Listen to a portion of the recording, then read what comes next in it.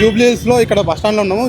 జూబ్లీహిల్స్లో బస్ స్టాండ్లో మరి ఇక్కడ కాంగ్రెస్ పార్టీ మరియు బీఆర్ఎస్ బీజేపీ ఎలక్షన్లు వచ్చినాయి కదా. వీటిలో ఎవరు గెలుస్తా అనేసి మనము ఒక చూద్దాము సర్వే. సరే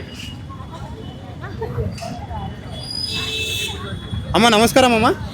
ఇక్కడ జూబ్లీహిల్స్లో ఎలక్షన్ జరుగుతున్నాయి కదా, ఎవరు గెలుస్తారు అనుకోండి? బీఆర్ఎస్. అమ్మ మీరేమంటారు?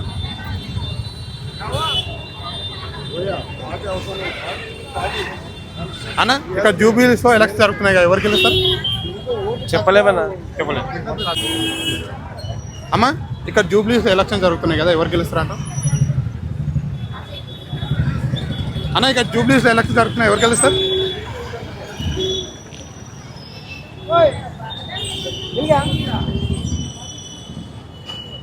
భయ్యా, ఇక్కడ జూబ్లీహిల్స్లో ఎలక్షన్ జరుగుతున్నాయి కదా, ఎవరు గెలుస్తారు? కాంగ్రెస్.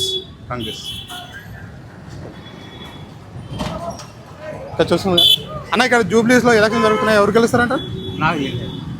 చెప్పే పెద్ద మనిషి, ఎవరు గెలుస్తారంట?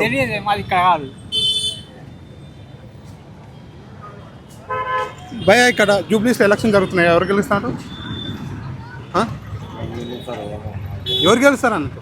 కాంగ్రెస్. అనేక జూబ్లీస్ ఎలక్షన్ జరుగుతున్నాయి కదా, నవీనా పక్కకి గెలుస్తున్నా.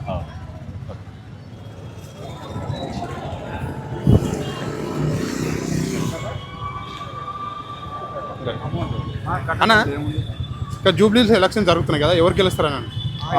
ఐడియా లేదు, మాది ఏపీ ఆంధ్ర. ఎవరు గెలుస్తా అనుకుంటున్నాను ఇక్కడ? ఎన్ని రోజులు ఉంటుంటున్నావు ఇక్కడ? లేదు, నీకు కొత్త అన్న, నాకేం తెలుసు.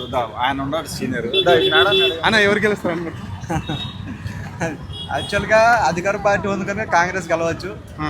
బట్ టీఆర్ఎస్ ఇంతకుముందు చనిపోయిన వ్యక్తి కనుక వాళ్ళ మీద సింపతి కూడా ఉండొచ్చు. టీఆర్ఎస్ కూడా గెలవచ్చు. అంటే ఎక్కువ పబ్లిక్ ఎవరికి మొగ్గు చూపిస్తున్నారు? పబ్లిక్ అధికార పార్టీ ఉంది కనుక యాక్చువల్గా కొంత మొగ్గు చూపించవచ్చు. మరి రెండు అలాగే పోటాపోటీగా ఉన్నాయి. మేడం ఇక్కడ ఎవరు?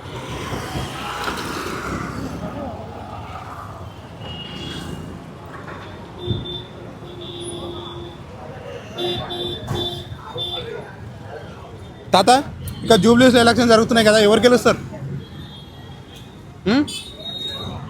అంటే ఎవరు గెలుస్తారు?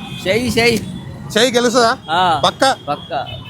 మరి బీఆర్ఎస్ అంటున్నారు మేము గెలుస్తామంటారు, ఉత్తదానా మొత్తం?